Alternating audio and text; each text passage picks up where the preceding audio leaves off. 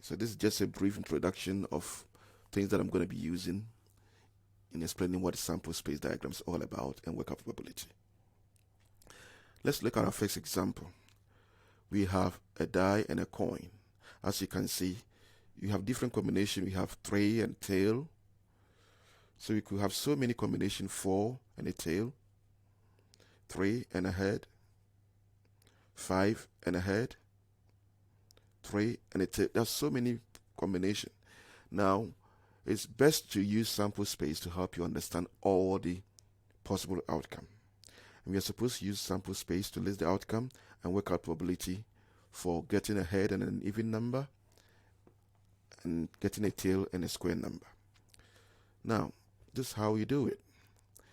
This is your sample space for a coin. It could be a head or it could be a tail. Then this is your sample space for a die. There's nothing in this box, so always leave this blank. All we do is to pair it. So it could be 1 with a head, 1 with a tail, 2 with a head, 2 with a tail, and so on. You just pair them.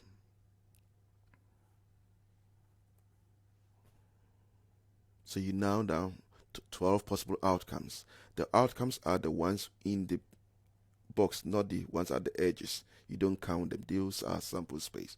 So you consider 12 possible outcomes. So your answer should be out of 12. So getting a head and an even number. There are 3 options out of 12.